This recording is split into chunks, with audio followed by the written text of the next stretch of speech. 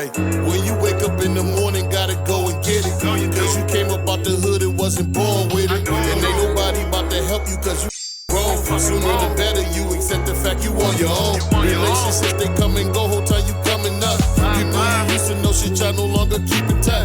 It don't take a second just to hit you on the phone. Sooner the better you accept the fact you on your own. Okay.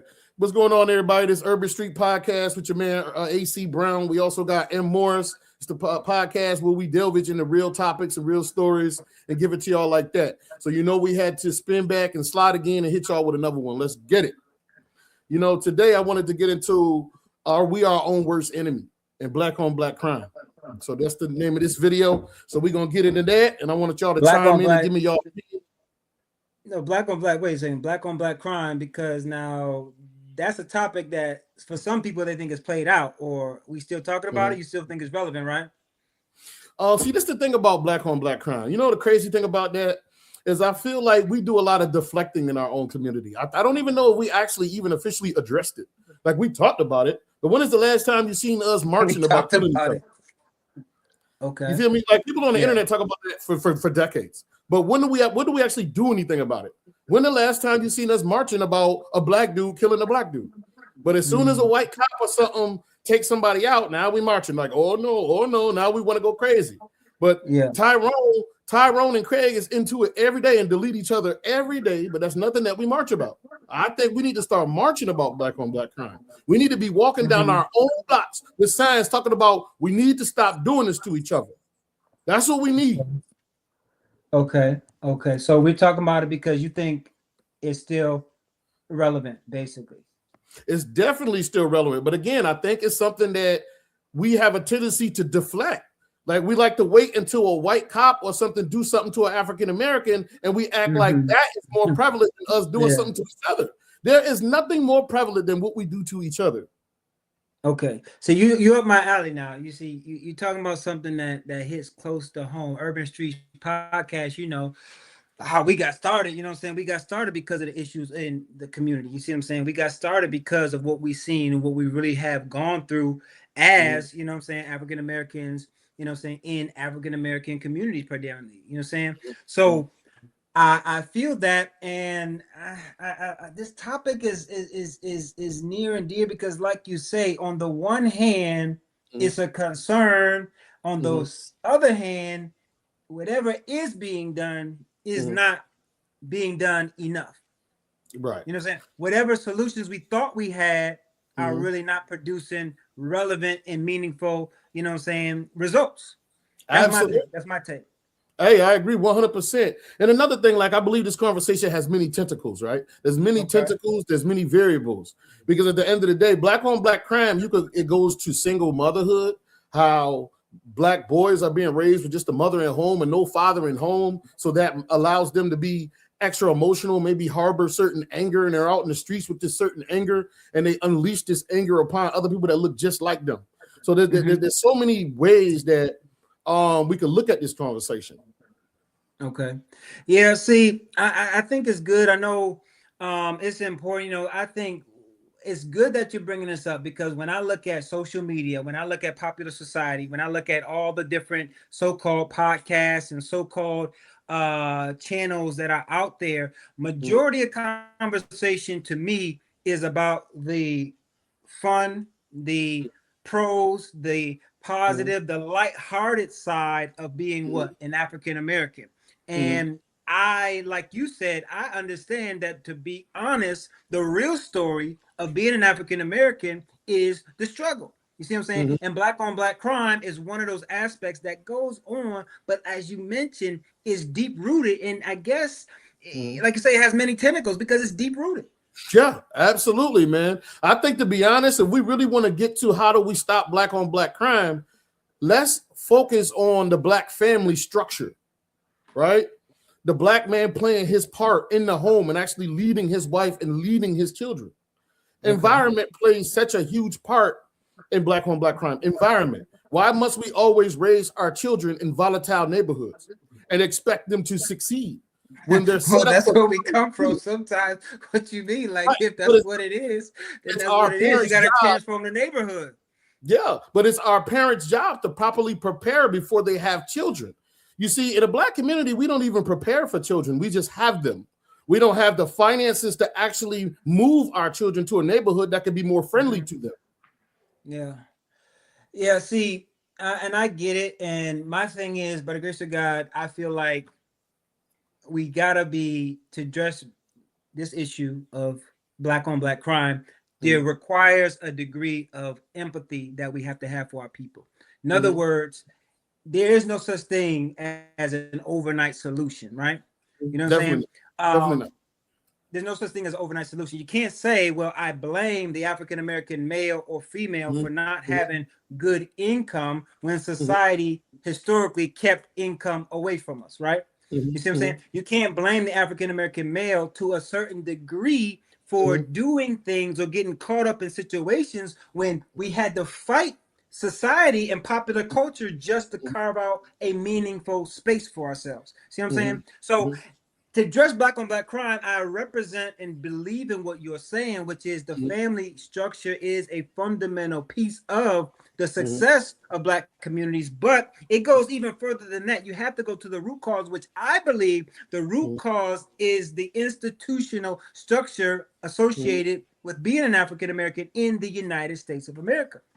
I like it. I love that. Now, but at the end of the day, I think us as a whole, we have a lot of complaining, but not enough solutions, right? Okay. You can complain until the cows come home. That's not going to solve anything. And I think we're so big. You know what I think beating on the same drum is blaming things on the oppressor. Like we have a bad habit of, oh, well, we got enough jobs and what did they do to us? And oh my God. No, it's time to stop complaining and it's time to start doing. Because one thing for sure and two things for certain, we have more opportunities in this day and age than we've ever had. In this day and age. A lot of times, money is so plentiful. Meaning what? Meaning what? I get what you're saying, but we got opportunities. But what are you trying to? You say okay, and I know you got a clip you want to play for us in a second. But the thing is, we go way back. You know some things about me. I know some things about you. We all been through the struggle. And we all still try to come up, generally speaking, as a people. You know what I'm saying? But I don't agree with the fact that we can't blame the oppressor because that is where the fundamental blame happens. I wrote a book and I believe, check it out. It's called An Open Letter to Jamie Foxx, Cry for Help. So check that out. But the thing about it is, I believe that y'all go ahead, go out there and get that book. Go ahead, continue.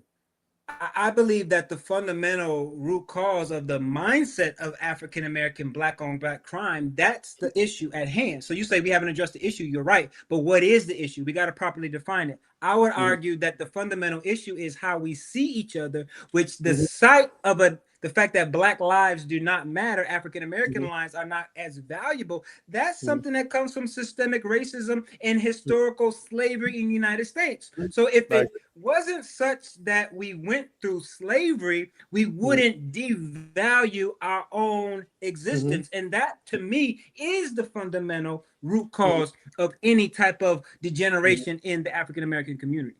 I mean, what do you think about that? I mean, what do you think about that? I mean, this is my thing. Go ahead. See, we're in the information era now. A long time ago, you would have to go to the library to learn certain things about your own history to increase the value of how you feel about yourself. You would have to go to the library. You would have to dig for these things to learn the beautiful things that we actually did. Like our history didn't begin with slavery.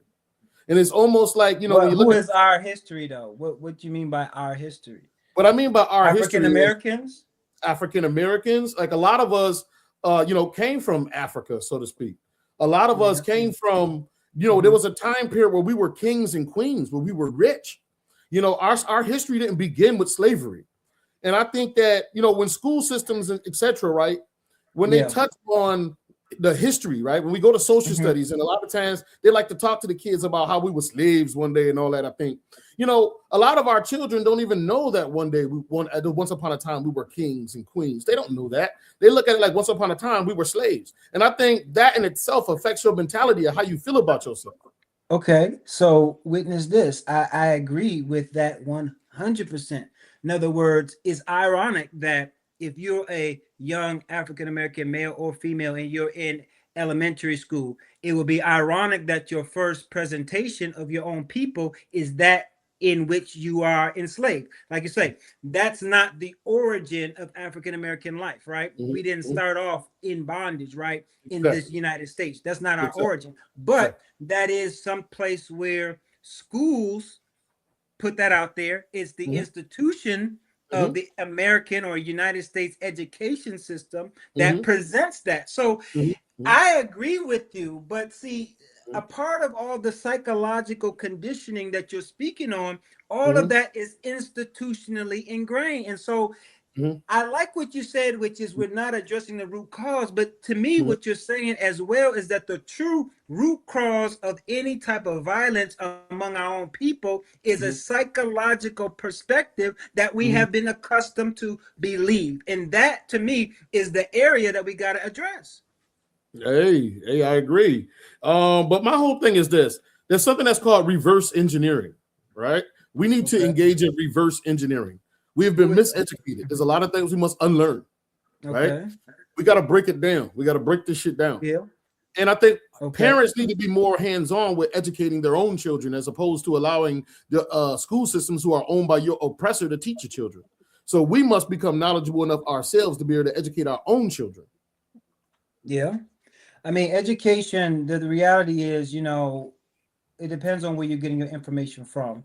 All education, information of sort is education. So it depends on where you're getting your information from. So one of the things, being an African American, one of the things that we've always relied on is our faith tradition. You see what I'm saying? That's something that we've used to overcome obstacles, something we've used to rally around in order to fight the systems of this world.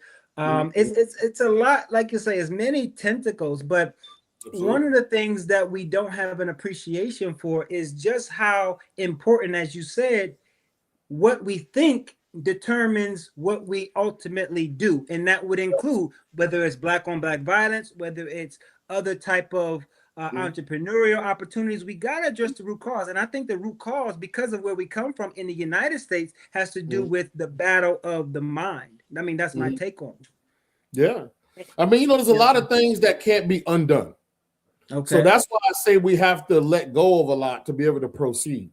And harboring this attitude of what was done to us and this victimized personality is not going to help our progression. We need to alleviate ourselves of this victimized attitude that we have. And we need to take advantages of the opportunities that we now have. And the past is the past. In order for us to move on to the future, first and foremost, we got to stay in the present. That's why it's called a present. It is a gift, and we must focus on the present. Now, what we need. What are you speaking to? I mean, are you talking about? You saying that? I mean, I get.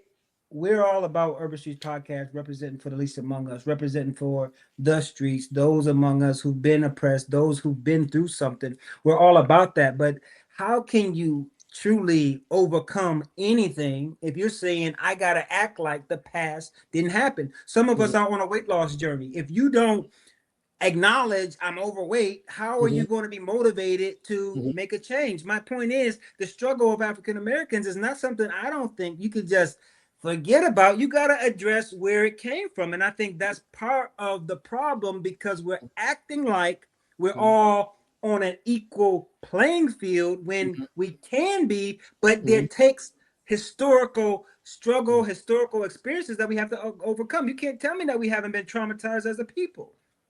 Yeah. You see, my thing is identify, then rectify. So it's not about forgetting. You identify what happened, but you don't internalize it.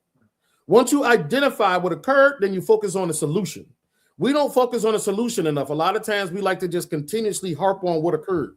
So it's not about forgetting. You identify that, but then you focus on the solution. But how do I rectify? So in my opinion, it's this. Number one of our biggest issues is finances, okay? We need to be more incorporated. We need to own our own businesses. We need to start there, because it doesn't matter what you know. If you don't have the proper finances to facilitate a family, you're still going to struggle. You're still going to have your children subjected to joining gangs, etc., because you have them in a volatile area. So it don't matter what you're teaching them at home. If when they go outside, they still have to be presented with gangs and violence. You could be teaching them the best thing you want to teach them at home, but they have to leave your doors. And the minute they go off your doorstep, they're subjected to this environment. Environment, biblically, for example, there's a verse, 1 Corinthians 15:33. It says this. It says, "Be not deceived, evil communication corrupts good manners."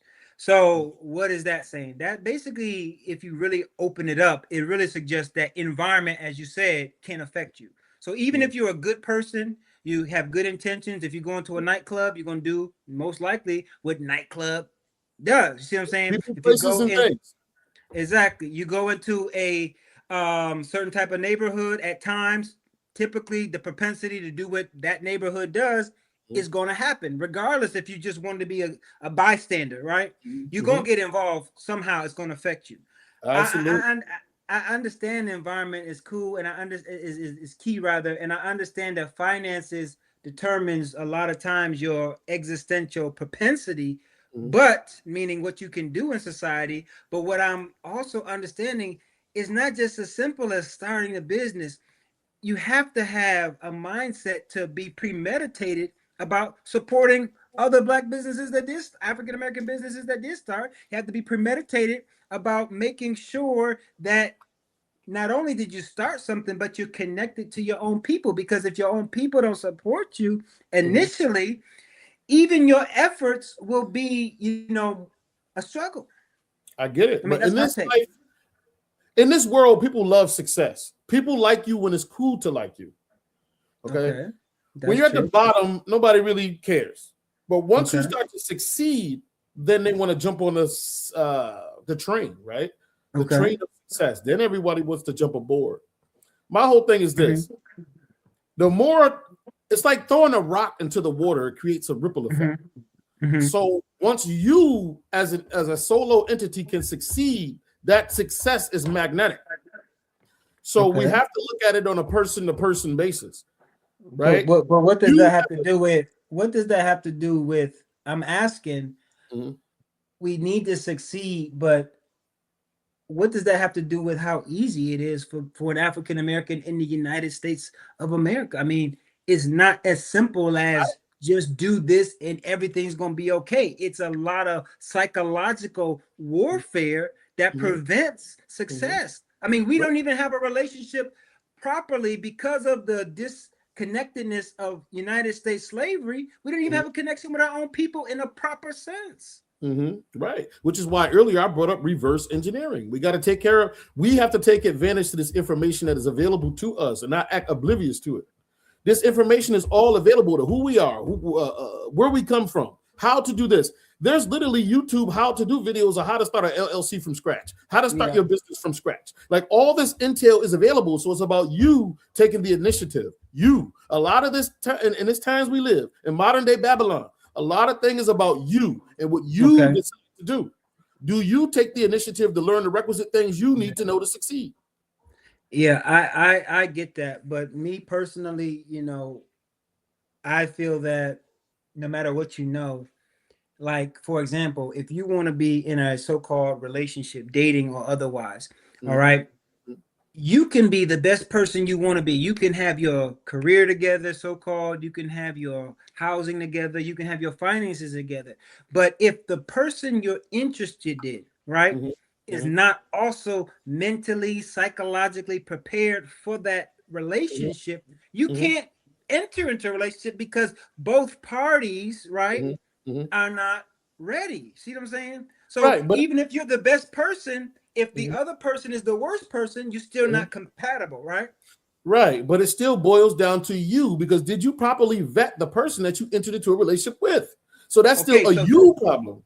Yeah, but see what you're in vetting. Okay, arguably we could go into the notion of what does it take to properly vet a person. Will you ever be able to properly vet a person? That's another subject. But at the same time, what you highlight in what you're saying is this, which is one thing. which is no matter how much you do as an individual, true success is related to the condition of your people overall. So if you're looking to date or marry another African American, then you not need to just prepare yourself. Other African Americans have to be brought up as well. And that's how it is with business and a lot of things. Yeah, but and you're the king of your life. Like every person, it is your job to have the proper self-autonomy. That is your job. Once you're grown, you are no longer a child. It is not your parents' job to keep you out of trouble. It is not your parents' job for you to properly educate yourself now to have the career that's good enough to facilitate a family. That is you. It's all on you now. So at the end of the day, I look at it like this. Once you get past the blame game, right?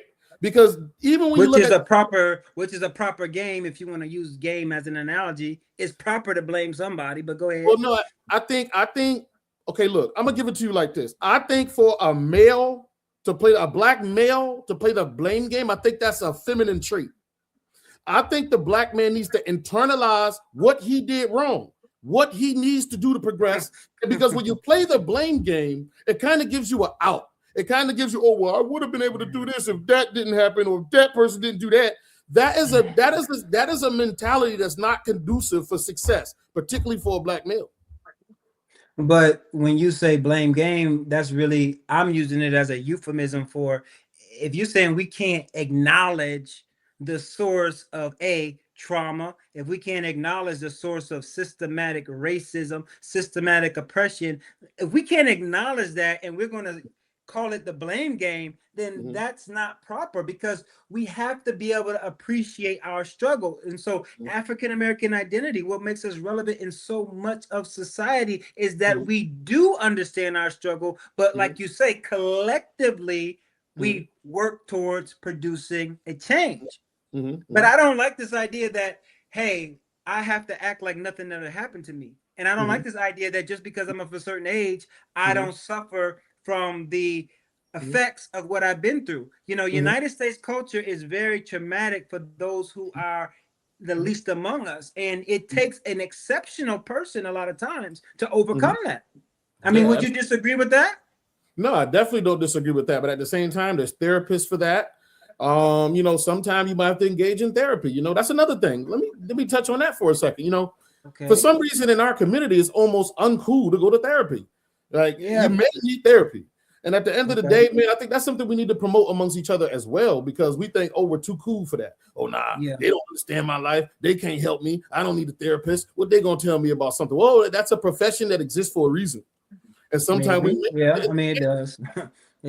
Sometimes we might need to entertain that, because yes, man, there's a lot of things you might go through that's traumatic. Whether it was by your parents, it could have been by the system. There's a lot of things that's happened traumatic in this life. Like, we deal with PTSD on a regular basis. Like myself, I've been stabbed in my face before. That is PTSD that I deal with to this day. It kind of even affects my engagement with my own people. In the places I go, how do I engage people? But I tell you one thing about this life: what doesn't kill you makes you stronger. What doesn't kill you makes you stronger. You pick up your bags and keep on moving. Have you ever, I went to the public school system for the majority of my education, all of it actually, prior to college anyway. But let me ask you a question. Have you ever ran into a disingenuous teacher? Absolutely. Okay. So you ran into some disingenuous teachers. Okay. Likewise, I would argue, do you think it's unreasonable that there are also some, not all, disingenuous so-called therapists that are in it for the career and really can't actually handle people's trauma, but they're calling themselves therapists? Absolutely. But again, there's no perfection. There's no perfection in anything. Exactly. And anything you engage in, it's not going to be 100% guaranteed. Okay. When you take medication, in the pharmaceuticals, like, there's no pill that's guaranteed to solve this. There's no guarantee. But the question is, what is the probability? Is it a higher probability that this will help me mentally if I engage in this? So we just got to look at the probability as opposed to acting as if this is guaranteed to work. Yeah. And what I'm saying is, I agree with you on all of that about the propensity for change exists higher if you get help. But what I am saying is that, trust me, even in our best efforts to seek outside, and I'm not discouraging therapy. I agree that it can be relevant, but the thing that makes therapy relevant is not the name of therapy, it's the heart behind it. And what I'm suggesting is that's one thing that we need to embrace and need to promote is understanding that African American identity is an identity built in struggle. It's built in oppression. It's built in significant, as you mentioned, PTSD, you know what I'm saying? Post-traumatic slave syndrome in some cases, post-traumatic stress syndrome in other cases. You see what I'm saying? But we have to empathize with the African American identity in order to be useful to African Americans trying to make, like you say, a transition. We can't blame the African American for all of our problems. I just don't think that is proper. Yeah, it's not about blaming the African Americans. Again, it's not about blame, period. It's about what results do you want out of life? And you have to do what you need to do to get the results you want to get out of life. If therapy might be of assistance to you, you might need to use therapy. To be honest, me personally, I think the greatest therapist is the Most High. I think we need to lean on that more. And to be honest, as the black male in America, I think that's really all we got. So I think one of the most important things is developing a relationship with the Most High, because everything in this life will not last forever. I believe that's even in the Bible. Nothing is forever.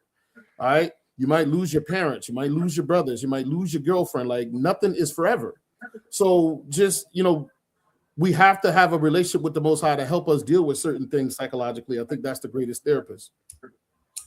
I agree. I mean, like you said, this black on black, so-called, African American on African American crime, is a significant topic. But I think, it definitely is rooted, to me, where it exists. And again, in future, there's a whole bunch of statistics on it. We'll be presenting that very soon. But the thing is, absolutely, this requires a part 2. Are we our own worst enemy? We're going to be presenting that very soon, but it is definitely rooted in psychological conditioning. And to me, therapy or otherwise, however you solve it, that is a big realm to deal with. And there's no overnight solution. Absolutely not. Again, like, since I'm the type of individual that really likes to focus on solutions, I like to identify the problem, but I like to focus on solutions. And again, this is an overnight solution, but everything has to start from somewhere. So the question is, what's the starting point? Now, my opinion, the starting point of black on black solutions, at least lowering it, because it'll never be eliminated. I think that's unrealistic to think that we can eliminate black on black crime. That's ridiculous. What we can do is lower it, right? So I think that there's a starting point. I think the starting point is, how do we increase our finances to raise our children in better environments that aren't as volatile? What has happened in my life has already occurred. What has happened in my parents' life has already occurred. But with the children's lives, that has not occurred yet. So we need to make the focal point is the next generation. How do we make sure they're not growing up in the environments we grew up in? How do we increase our finances? Do we properly vet the person that we procreate with so we don't have to deal with baby mama, baby daddy drama? Okay. I mean, there's some, like I say, you're opening up a really big umbrella. You see what I'm saying? And all of it needs to be discussed over time. It's going to take a lifetime and more to get through all of this. You see what I'm saying? You know what I'm saying? So that Urban Streets podcast, we're here for that, FYI. But the thing is, likewise, I do agree that, like, one of the objectives of systematic oppression, one of the objectives of systemic racism is to make our existential experience more difficult. So as long as you have an inferior quality of life, to me, arguably, so-called racism, oppression has succeeded. Why? Because that's the goal. It's not just calling us a bad name, like you said, it's making our experience more difficult. You see what I'm saying? And so finances, I do agree, can help to let us bypass certain things that the lack of finances make us have to go through. I do get that. Absolutely. Which is why I deem that as the starting point, that's not the number one thing that just solves everything. There is no one thing that solves everything, because again, it says so many tentacles. So it's, you know what I mean? So I said, let's start there. Let's start by leaving your house and walking to the store and not have to worry about being robbed. Let's start with leaving your house and not having to be a victim of a drive-by. Let's start with that. Can we go to the store to buy a candy bar without having to worry about a shootout happening? Can we start there? I mean, that's a point. And like I said, there's a lot of psychology behind that. Just as a note for those listening and viewing out there, I don't want to encourage that, me personally, in order to succeed, in order to make it, that we have to leave what were once historically African-American neighborhoods. I don't believe in that. You know, gentrification, some of y'all should know, is real. You know, the notion of affordable housing is really non-existent in the United States in many communities, if not all. So I don't want to encourage that, but I do agree with you in that we do have to be, get out the ghetto. Get out. That's what I say. Because what I say is until our mother can walk to the store in peace. But until how can you walk to the store in peace? Okay. You know what I mean? Let me break it down like this. I'm gonna be real. I'm gonna be real with y'all for a minute, right? Let's just keep it a bean. And I know a lot of brothers. I know a lot of, you know. Let's just keep it a bean, bro. And I know a lot of brothers feel like this too. Okay. Damn near all the worst things that ever happened to me happened in the ghetto. Okay. Damn near all the worst things that ever happened to me. Okay. Some of the funnest times that I've had in my life was not in the ghetto. When I was able to be around more affluence, which gave me another perspective on life. We also need another perspective. It's hard to feel good when you come outside and see trash and drug addicts. It's hard to feel good about your day. Your day is starting off a mess. It's different. There's that, and like you said, it's a lot to it, and the notion, there's a lot. There's a lot. We need to love our people, generally speaking. Absolutely. Whether here or there. I would argue we need to care about African-American life here or there, African-American environment here or there. Obviously, you can't really be fulfilled in life as an African-American and be separated from other African-Americans indefinitely. It's really not possible. I mean, well, I don't know. I don't want to get into right and wrong on that, but I mean, you need your people. Let's speak on that. Do you not need you? I need the people that is trying to go and do with their lives, which is be a positive to your community and not a negative. If you're a negative to your community, you must be eradicated. You must be eradicated. That's like taking a bad apple from a bunch. There's a lot of bad apples we need removed from the basket. Ooh, you're saying some things. Oh, I don't know if I could speak on that right now, but you know what I'm saying? I think that concludes this part one, right? Yeah, that's it, bro. I mean, it's a lot to go on, but I mean, you brought up a good topic. Thank you for bringing us up and at least, you know, getting the surface, you know, scratched on this, because we got a lot more to talk about when it comes to this gonna be part 1, 2, and 3. Uno, dos, tres. We're gonna run part 2, 1, 2, and 3 of this. Uno, dos, tres. For my Latino folk. Uno, dos, tres. I got you. See, senor. So that wraps up, like you said, another episode of Urban Street Podcast. Thank y'all for tuning in. We'll see you next time. Hey, we love y'all. Thank y'all. AC Brown, M. Morris. Hey, man, we're going to slide back again. You already know. Love, peace, happiness. Let's get it. When you wake up in the morning,